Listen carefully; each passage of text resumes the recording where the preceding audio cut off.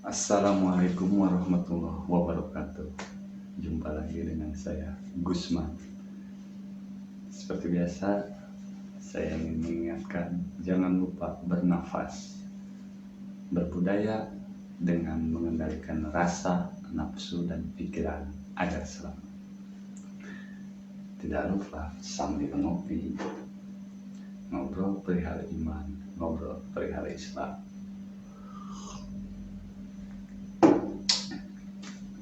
Nah, sekarang video ini saya akan menjelaskan tentang zikir dan doa pembawa selamat, pembawa keselamatan. Jadi yang seperti sebelumnya sudah saya terangkan, zikir itu adalah sesuatu atau suatu kalimat ya yang diucapkan bahkan bisa berulang-ulang sering ya, bahkan sampai ratusan atau ribuan kali ya. Tapi itu cuma syariat ya. Misalkan zikir itu kalimah daripada segalanya kan, seperti bismillah ya. Ini bismillah kelihatan nggak? Bismillah. Nah, bismillah ini dengan menyebut bismillahi dengan menyebut nama Allah Ar-Rahmani yang Maha Pengasih, Ar-Rahimi Maha Penyayang. Jadi esensinya itu bukan dengan menyebut. Bismillah itu dengan menyertakan. Maka awali segalanya dengan bismillah, dengan menyertakan Allah. Sebelum kita berzikir, berdoa, itu kan ada kalimat pembuka ya. Bahkan sebelum kita membaca kalimat Allah itu, kalimat Allah seperti membaca ayat-ayat Allah, Al-Quran itu pembukanya adalah dengan bismillah ya. Begitupun kita dalam melakukan apapun dalam keseharian itu lebih bagus, lebih baik diawali dengan bismillah. Tapi itu cuma sekedar kalimat yang diucapkan ya, belum esensinya ya. Hakikinya yang sejati itu bismillah itu menyertakan ya.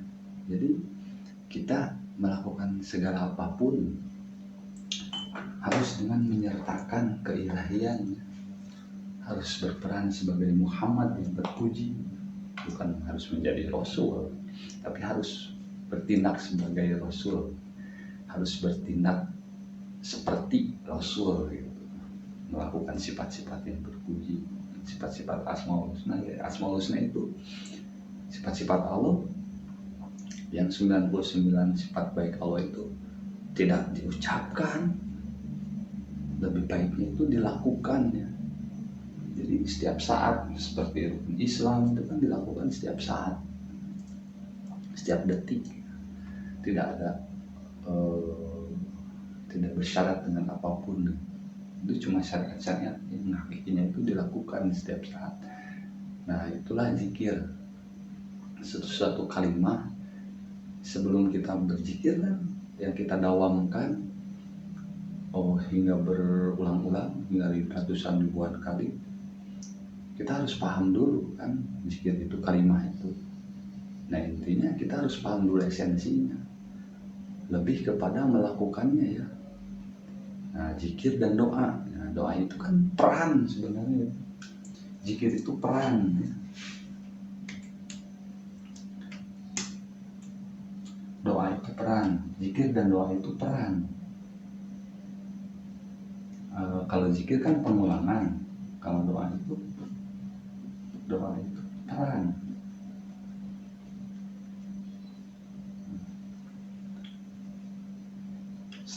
Semakin kita sering berdoa, semakin akan terkabul juga. Kan doa juga terkabul dengan upaya ya.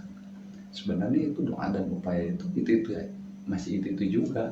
Upaya itu usaha itu apa yang kita lakukan, kita ucapkan, kita perbuat gitu, hingga menggapai suatu hasil gitu.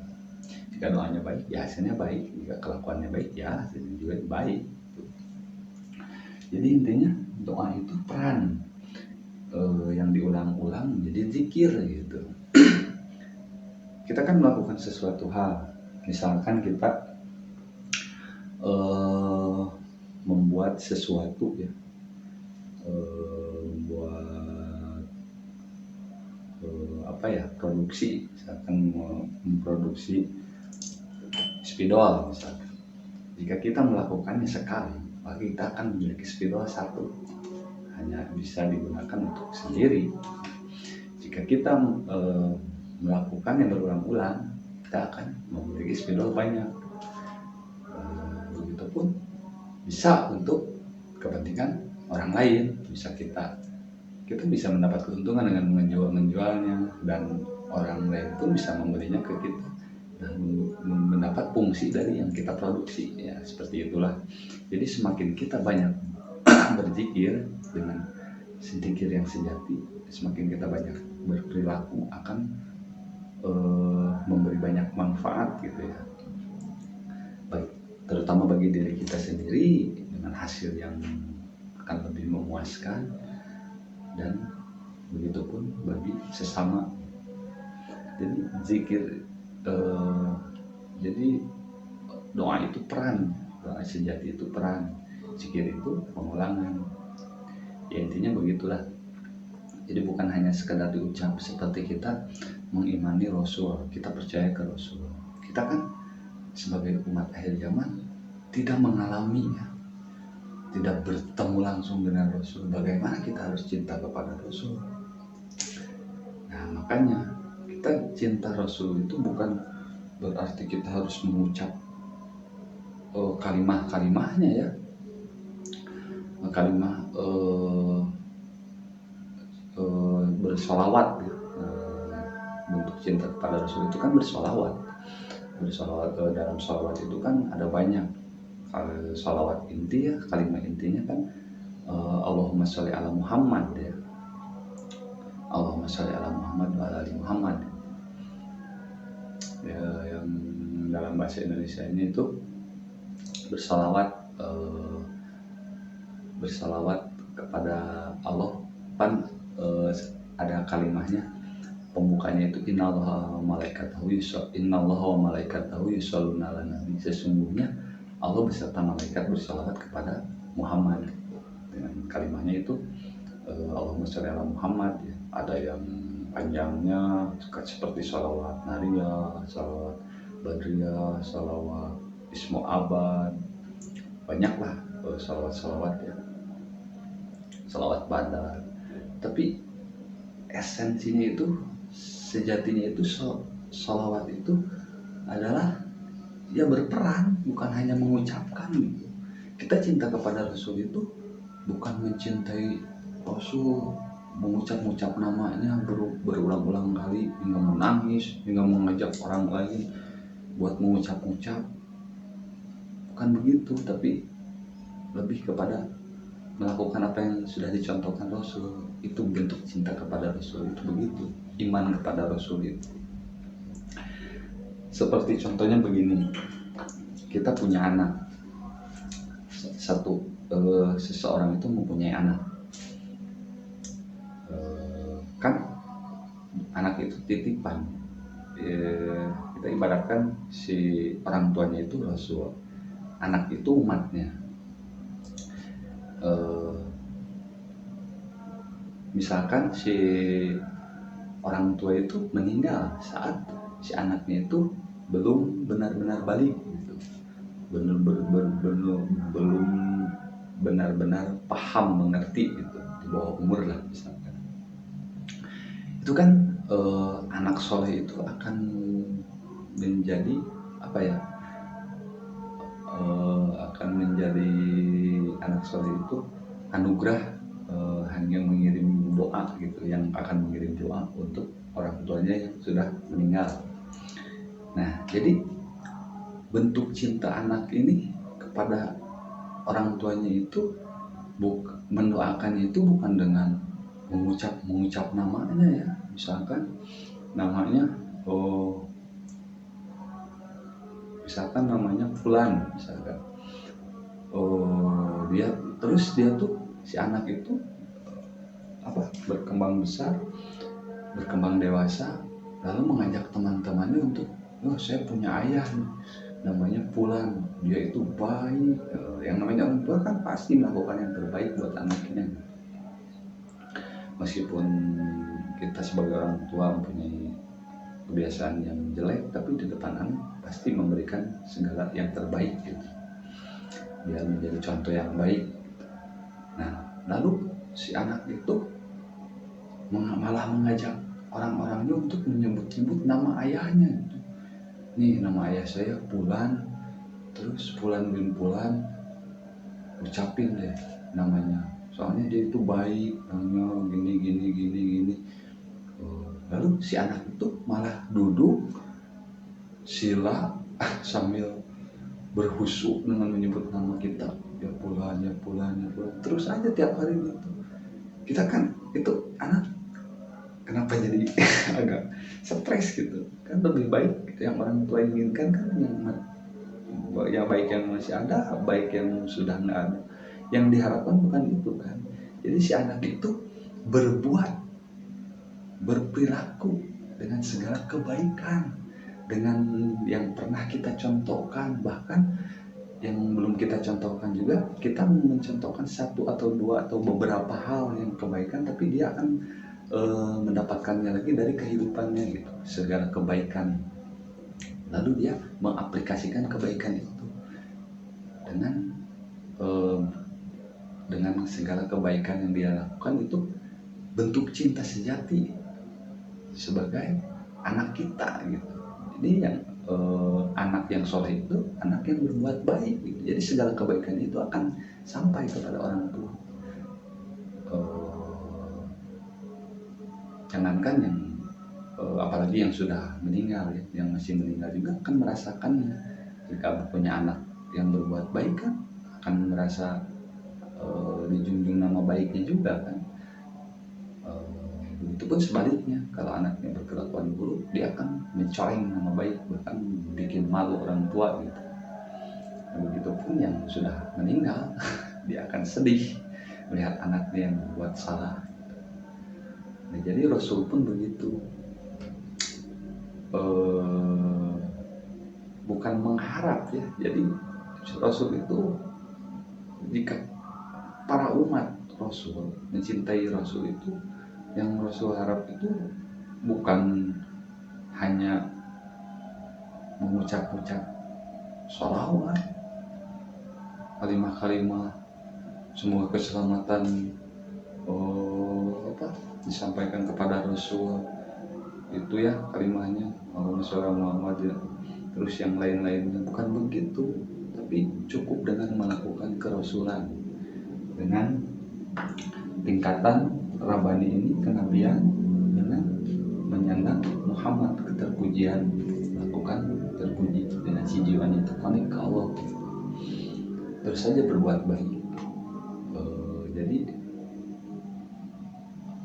doa itu adalah peran, zikir itu pengulangan. Jadi teruslah berbudaya melakukan segala kebaikan, makanya berbudaya. Seperti yang sering saya ucapkan di awal pembukaan video, jangan lupa bernafas, berbudaya mengendalikan rasa, nafsu dan pikiran agar selamat. Berbudaya itu dia mengeluarkan sesuatu dari mulai pemikiran kita yang kita rasakan dengan nafsu kita. Kita harus yang baik-baik hingga akan menjadi ucapan yang baik. Dari ucapan baik akan menjadi perilaku yang baik juga. Setelah itu baik, maka akan mendapat nasib atau hasil-hasil yang baik juga. Sehingga nasibnya sudah baik, maka takdirnya juga akan baik. Soalnya kan nasib takdir itu diukir oleh nasib. Nasib itu setiap sekarang, saat ini, detik ini, setiap saat. Takdir itu yang sudah terlewati detik yang tadi. Nah, yang besok, yang detik setelah ini, tidak ada yang tahu. Makanya kalau di istilah Sunda, jodoh pati bagja cilaka itu pasti ya. Jadi emang pasti tidak akan tidak terjadi, itu pasti terjadi. Tapi tergantung dengan apa yang kita sadari, apa yang kita lakukan, dengan apa kita menyadarinya atau tidak.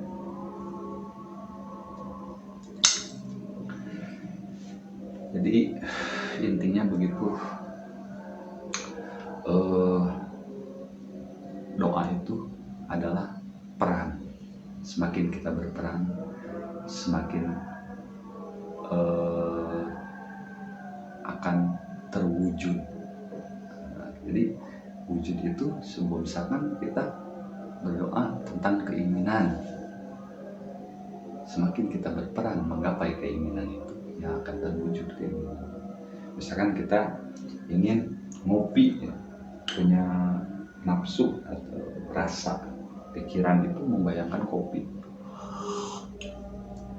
Cuma kita hanya mengucap saja, pengen kopi. Kapan itu kopi itu ada? Bahkan kita bisa kita nikmati. Tapi jika kita berperan, kita mengambil kopi, atau kalau nggak ada kita membeli, mengusahakan untuk mengadakan itu kopi. Terus kita menyeduh air, kita menyeduh kita masak air, kita menyeduhnya, prosesnya membuatnya hingga menjadi segelas minuman kopi yang lalu kita bisa nikmati.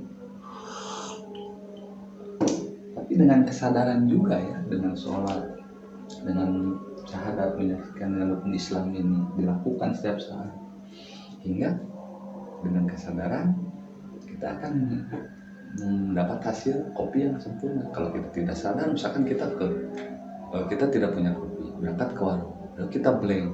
Nah, tadi beli apa ya? Tiba-tiba saja kita beli garam atau micin atau apa.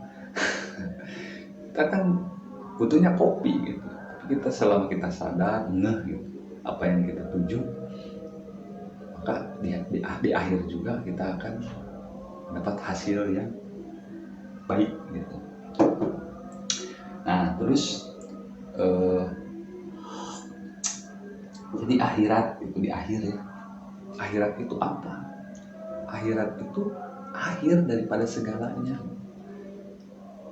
Kalau di pikiran kan akhirat itu nanti, di alam nanti setelah kematian. Itu kan nggak ada yang tahu ya. Bahkan Rasul pun tidak ada ceritanya ba'dal mautu itu. Yang ada itu kisah-kisah tentang kehidupannya, tentang kebaikan-kebaikan yang harus kita contoh, yang harus kita tiru, yang harus kita lakukan. Jadi surganya yang dijamin oleh Allah ke Rasul itu yaitu apa yang dialami oleh Rasul. Dalam kisah kan, keterangan kisah, bahkan Rasul itu gak pernah kepanasan. Setiap misalkan di gurun yang panas dia selalu diikuti awan. Itu sebuah kias sebenarnya. Meskipun di lingkungan yang panas dia akan merasa tetap adem gitu. Nah, meskipun dalam kehidupan, meskipun beranggapan kita misalkan hidup itu butuh banyak kekurangan gitu.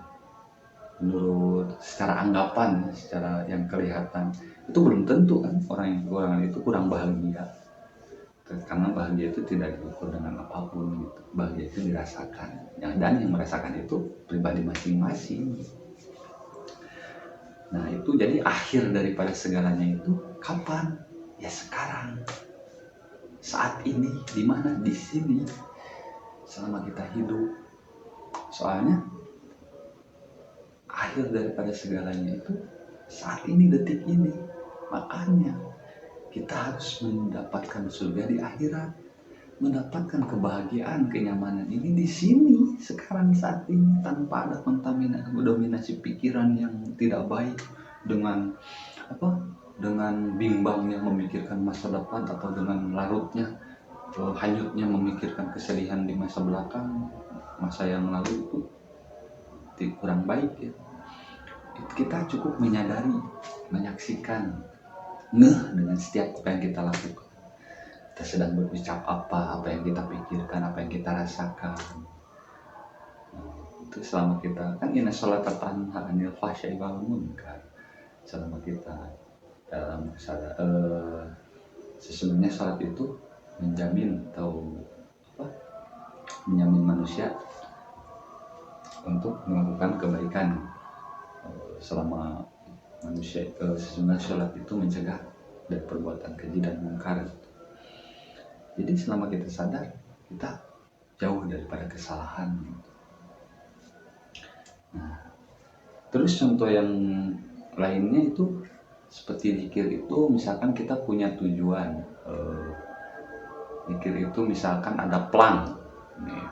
Misalkan kita mau ke satu kota, keluar kota, misalkan kita dari Cianjur nih, di sini kita mau ke Bandung. Dari Cianjur ke Bandung itu misalkan ada di plan itu ada 120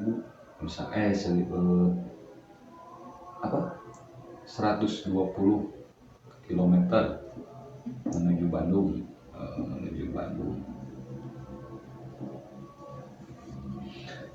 Misalkan kita punya tujuan ke Bandung untuk punya keperluan lah, menemui sanak saudara atau sohib, teman karib ya. Kita tuh misalkan punya keluarga, kita lihat plannya. Kita belum pernah ke Bandung misalkan, tapi ada plannya 120 km menuju Bandung. Lihat plan. Kita pas misalkan kita berkendara ya, bawa mobil atau motor, kita lihat plan. Lalu petunjuk kan itu, lalu petunjuk itu kita baca aja tuh, 120 km menuju Bandung, 120 km terus aja diulang sampai puluhan, ratusan, sampai ribuan kali. Kita mana bakalan nyampe.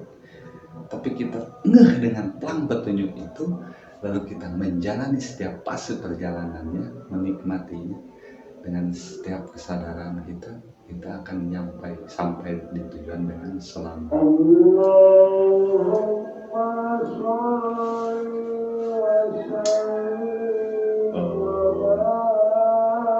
Maaf ya, ini waktunya takim, ada backsound dari masjid, tapi dilanjut sambil menunggu sholat subuh ya.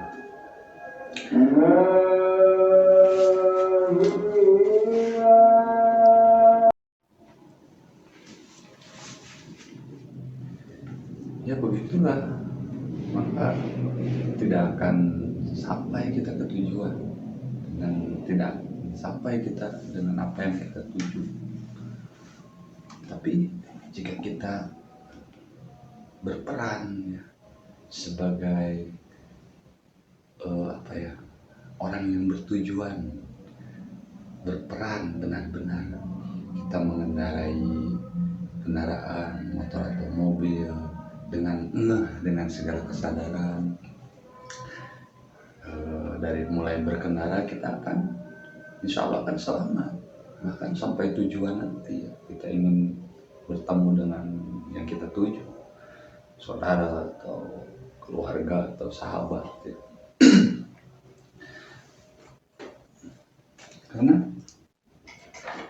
jika hanya diucap-ucap pengen ke Bandung atau ini yang plan ini 120 km menuju Bandung, 120 km menuju Bandung, diucap aja terus, nggak bakalan ada nyampe, nggak bakalan kita ketemu dengan orang yang kita tuju di luar kita sana. Tapi jika kita berperan, tapi dengan kesadaran juga ya, kan kita punya keinginan itu harus berdoa beserta melakukan rukun Islam dengan sholat, rajin, dengan kesadaran. Sebut rajin itu setiap detik, setiap waktu, setiap saat, dengan kesadaran. Nah, kita misalkan dalam perjalanan itu kita akan menikmati dengan kesadaran itu, akan menikmati setiap fase-fase perjalanan. Misalkan di perjalanan itu sisi kanan kiri itu ada pemandangan atau apalah, ketemu orang yang dikenal atau nggak kenal juga. Misalkan waktu kita istirahat ada teman ngobrol gitu, terus aja ngeh dengan kesadaran. Nah, misalkan kalau kita lepas dari kesadaran, lepas dari sholat ya, kita misalkan punya tujuan keluar kota sana, di tengah jalan kita ini misalkan merasa lelah, nah gitu. Kalau kita punya keinginan kan, kalau belum terwujud, belum sampai tujuan yang kita inginkan, akan, kalau misalkan belum terwujud dengan prosesnya, kita kan manusia itu akan punya rasa lelah ya. Aduh, kenapa ya nggak dikabul-kabul doanya gitu. Itu sebenarnya bukan belum dikabul, belum saatnya aja. Seperti kita punya tujuan ke satu tempat itu belum waktunya gitu. Masa ujuk-ujuk tiba-tiba kita nyampe? Enggak kan, kita butuh proses perjalanannya, dengan misalkan mengendarai kendaraannya, atau kalau dengan naik kendaraan umum, kita harus proses menikmati perjalanannya. Itu fase-fase itu yang apa, yang harus dilakukan, yang harus diperangi ya, yang harus menjadi doa sejati itu. Jika kita lepas kesadarannya di tengah-tengah, misalkan kita merasa lelah, lalu kita istirahat misalkan di warung kopi, misalkan ada di tempat beristirahat di tengah perjalanan, kita misalkan sudah sekian jam berkendara, kita misalkan istirahat di satu tempat, misalkan warung kopi, kita pesan kopi, kita nggak ngeh, kita lupa sadar nih dengan tujuan, lupa kesadaran dengan tujuan kita ya. Lalu di tempat kopi itu, yang jualannya itu kebetulan kita kan cowok, misalkan ada uh, wanita gitu yang jualannya itu cantik, menarik gitu. Dia tuh ramah, nah itu anggap aja itu sebagai godaannya ya, godaannya. Misalkan dia tuh nanya, mau kemana bang, misalkan mau ke Bandung, nah itu masih ingat ya, mau ke Bandung, mau ke siapa, mau ke teman, mau ke saudara, mau ke keluarga, mau gitu. Kalau enggak kan, kalau misalkan kita lupa, terpukau misalkan, mau kemana bang, nggak tahu, saya teh lupa mau kemana ya tadi teh. Nah, itu kan, meskipun kita kan itu lebih lebih lebih daripada lupa, kita bisa balik lagi gitu. Tapi meskipun sadar, itu godaan masih tetap ada ya. Misalkan mau ke Bandung, si Neng itu lalu menggoda kita, mau ngapain, misalkan kita sebutin tujuan kita mau ke anu kan, lalu dia menggoda, mau ngapain bang, ke Bandung, mending kita main ke Sukabumi misalkan ya. Ini cuma misalkan, emang ada apa di sana bang? Oh di sana mah ada laut, misalkan kita ke Palabuhan Ratu. Di mana itu daerah Sukabumi? Kita main di laut bang, kita berdua gitu-gitu. Oh main aja gitu, senang-senang. Lalu kita terhanyut ya dengan godaan itu, hingga lupa dengan doa, dengan tujuan kita. Ya kita masuk dalam perangkap itu. Ya udah tuh Neng misalkan, ayo kita berangkat. Kapan? Ya sekarang. Ya kita berangkatlah ke sana, misalkan ke Pelabuhan Ratu. Kita hanya berdua main-main hingga lupa dengan tujuan. Lalu kalau diberi kesadaran lagi, kita enggak lagi, misalkan, oh iya saya kan lupa, saya kan mau ke Bandung. Kalau misalkan kita kalau kita misalkan lembeng ya, tidak sadar, kita akan terus aja, bahkan nggak tahu ceritanya gimana kita sama si penggoda itu ya. Kita kemana, kalau celakanya misalkan kita celaka dia, atau oh, terhanyut di laut apa gimana gitu, atau misalkan kita sadar lagi nih, kita ngeh lagi, meskipun harus mengulang, jarak kita menjadi lebih jauh, itu akibat kesalahan kita gitu. Itu disebut ganjaran dosa itu gitu. Jadi semakin kita punya tujuan tapi kita tidak berperilaku baik, maka tujuan kita, doa kita akan semakin jauh juga. Semakin kita sadar, semakin kita ngeh, maka tujuan kita akan tercapai dengan waktu dan saat yang tepat gitu. Misalkan kita ngeh di sana gitu, kita ngeh, ya kita tinggal mengulang lagi. Hingga terus dengan kesadaran, dengan peran yang baik, dengan melakukan segala kebaikan, maka kita akan sampai dengan tujuan. Sampai dengan suatu tujuan dan keinginan yang kita harapkan dengan kesempurnaan. Begitulah eh, apa ibaratnya ya, itu ibarat contohnya. Jadi esensi sejatinya itu adalah doa itu adalah peran dan zikir itu adalah pengulangan. Jadi kalau kita punya harapan, punya suatu keinginan, kita harus berdoa dan usaha. Jadi doa usaha itu masih itu juga harus dilakukan dengan segenap hati, dengan kesadaran, dengan kesolehan kita. Kita harus berbuat soleh dengan koneksi jiwa ke ilahi, ke Allah, peran sebagai seperti para nabi yang melakukan kesolehan, maka semua kebaikan akan menghampiri kita. Mungkin cukup sekian dari saya. Wassalamualaikum warahmatullahi wabarakatuh.